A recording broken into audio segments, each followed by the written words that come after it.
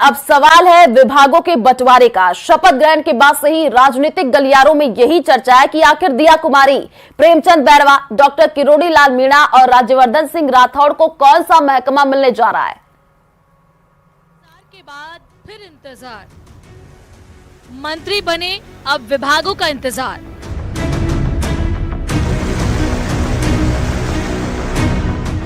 प्रदेश में जब से भजनलाल सरकार बनी है काम सभी हो रहे हैं, लेकिन उसमें इंतजार का तड़का लगता है। आप पिछले पैटर्न को गौर करके देख सकते हैं। सीएम बनने से लेकर कैबिनेट गठन तक सब में सस्पेंस और इंतजार का दौर देखा गया। अब कैबिनेट का गठन हो गया है तो एक बार फिर विभागों के बंटवारे पर इंतजार का दौर शुरू हो चुका है।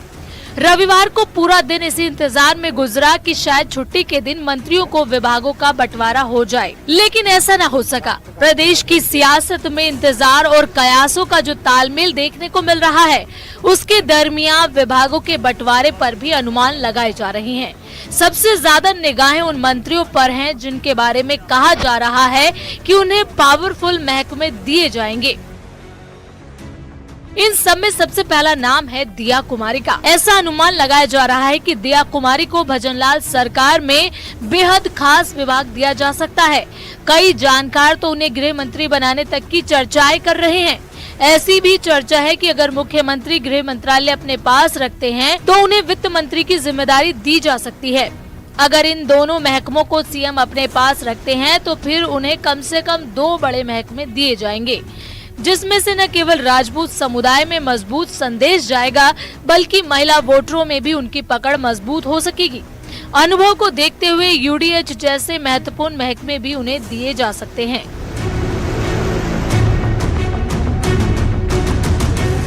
अब बात करते हैं डिप्टी सीएम प्रेमचंद बैरवा की, जो पहली बार मंत्री बने हैं।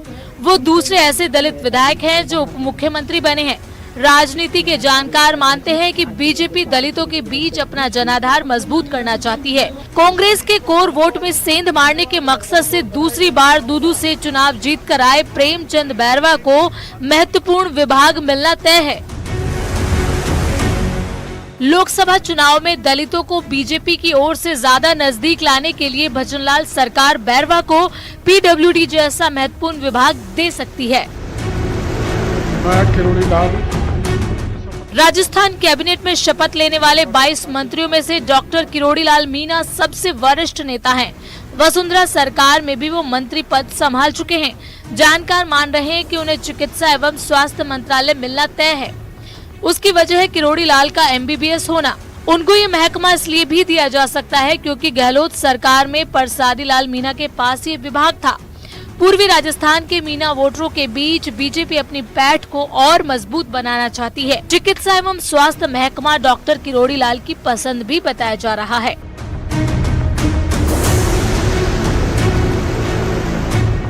अब बात आती है राज्यवर्धन सिंह राठौड़ की। राज्यवर्धन सिंह राठौड़ केंद्र सरकार में युवा खेल के साथ प्रसारण मंत्रालय का जिम्मा संभाल चुके हैं, इसलिए उन्हें भजनलाल सरकार अहम जिम्मेदारी दे सकती है। कयास लगाए जा रहे हैं कि भजनलाल सरकार फ्लैगशिप योजनाओं से जुड़े महकमों की जिम्मेदारी उन्हें दे सकती है। राज्यवर्धन टास्क मास्टर माने जाते हैं। बीजेपी में उन्हें यूथ आइकन माना जाता है, इसलिए सीएम भजनलाल राठौड़ को युवा और खेल मामलों के मंत्रालय के साथ PHED दिया जा सकता है। जल जीवन मिशन में भ्रष्टाचार के आरोपों के घेरे में चल रहे प्रोजेक्ट पर सरकार की निगाहें हैं।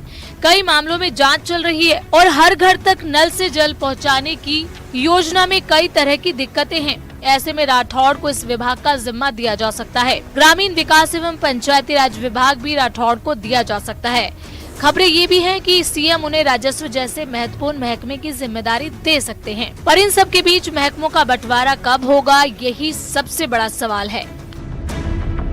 पहले मंत्री बनने का इंतजार और अब पोर्टफोलियो की प्रतीक्षा। भजनलाल सरकार में लगता नहीं कि अगले 1-2 दिन में महकमों का बंटवारा हो जाएगा। छत्तीसगढ़ और मध्य प्रदेश का अनुभव तो यही इशारा कर रहा है, मगर जो कद्दावर नेता है उनको महत्वपूर्ण विभाग मिलना तय है, क्योंकि बीजेपी को सभी की सभी 25 सीटें जीतनी है लोकसभा चुनाव में, तो फिर बड़े नेताओं को अहम ओहदों से जरूर नवाजना तय है। कैमरा पर्सन दिलीप चेची के साथ बाबूलाल धायल, न्यूज़ 18 जयपुर। तो प्रतापगढ़ से बड़ी